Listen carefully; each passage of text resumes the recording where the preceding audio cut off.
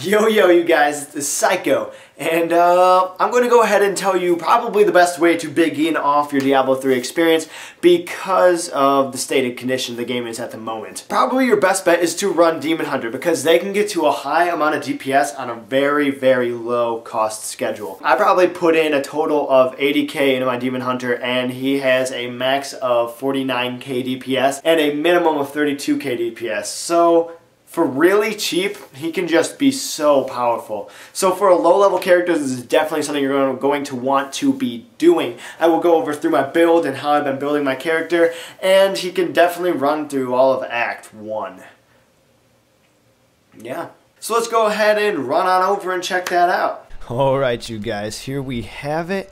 This is essentially my build that I'm running right now, and I can go through any part of Act 1 with it, and some parts in Act 2. So essentially what you do is you get 100 dexterity in all pieces of your gear, so buff up your damage to great amounts. As you can see, I'm up to 49k with the assistance of Sharpshooter, but we'll get into that in a second. For the rings, you go attack speed and then bonus dexterity, and on top of that you do try to get some vitality on some of your gear so that you can have a decent health pool for when you're doing your thing. You can use whatever weapon you'd like. I personally went with a bow. It gives you 15% more damage with the proper trait. I actually got this bow for around 30k. This entire build only cost me around 100k, 80k, something like that.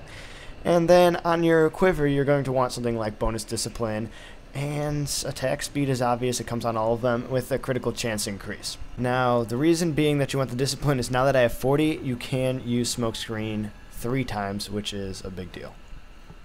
I go with Hungering Arrow, with Devouring Arrow to make him do more damage. Elemental Arrow, I do go ahead and use Lightning Ball. You can use the Nether Tentacles, but I personally like Lightning Ball because it can hit more enemies, though Nether Tentacles, if you want some more survivability or whatever, that's another good choice. You go Smokescreen with Lingering Fog. This is just a must-have in most cases. You can, however, go Shadow Power with Gloom if you decide to go something like building into all resist. If you have around 400 all resist and you have shadow power, that comes in a big handy, so that's something else to think about. I go companion with bat because the bat is a huge big deal.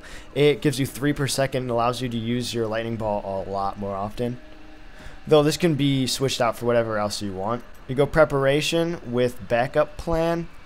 I also am not against using battle scars if that's how you feel is more necessary, but the backup plan can be awesome because it'll allow you to do yet another 3 smoke screens. Finally, you go Rain Vengeance with Frying Strike. This will allow you to permastun the enemy essentially for as long as it's up, so that's a big help.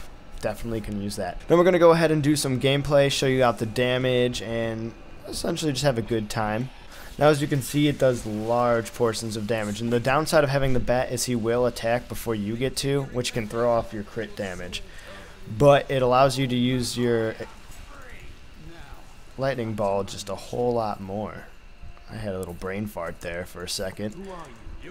Now, I've been having some latency issues recently with Diablo. I don't really understand why, but you know, what are you going to do about it? So, when you see some danger, you go into stealth and you just do your thing. Oh, there's a boss monster over here.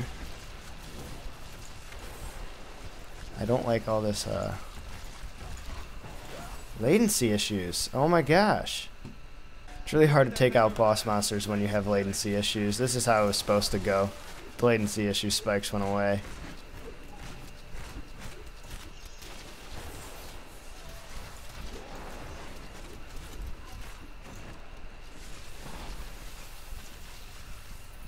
Alright, we forgot to go over the passives as well. You do go Steady Aim, though another good one is Tactical Advantage. At 60% movement speed can be really great for kiting. Sharpshooter is necessary. It will give you around 25k more damage with this specific build and around where my gear is at right now, which will be infinitely helpful. Finally, you do go Archery. You need Archery as well, so really the only thing you can play around with is one of the stacks. Archery will make your weapon just far better than it needs to be, so it's definitely something that you got to look into as well. Like I said, another good build, though I haven't tried it, but I'm pretty sure it'll work, is if you put on all resist on your gear, and then with Gloom, taking 65% less damage. That means you could tank the enemy, and honestly it might be better than this build in general, just because it will allow you to... The Gloom lasts 4 seconds as opposed to 1.5 seconds, and that can have a big effect on gameplay. You can stay in Gloom for more than twice as long. They will be changing a nerf recent a little bit, and they will be nerfing Inferno to make the boss monsters evidently not as spiky, and by spiky they mean like they won't just instantly kill you as long as you have decent gear. Just keep continuing to play. As you can see, the numbers are pretty high, and really, to be completely honest, it was such a cheap build as opposed to my monk, where to build my all resist fire resist build it took a really long time because of the dire need for that on monks. All monks want it, so the prices are pretty high. I will be making a video showing how to get a little bit better prices in the auction house. I know not everybody knows about it, so it's something that I'm going to definitely be pointing out to you guys a little bit later in the game.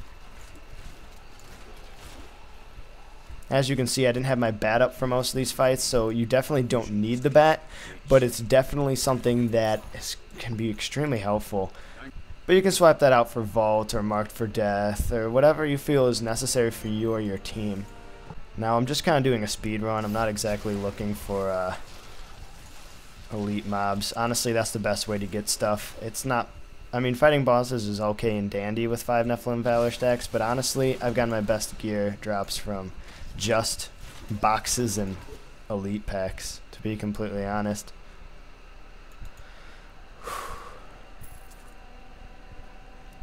Well, I guess I'll just stop here. There's no reason to really do a full game run. If you want to see a full game run, definitely leave a comment. I'll definitely put one up, but I'm not sure if you guys want to see that kind of thing. I personally can never watch an entire run. I think it's boring. So I think I'll just stop it here, do my thing. Hope this worked out for you. Shortly after this video, I will be posting a how to get better gear in the auction house for a lot cheaper than what you're thinking.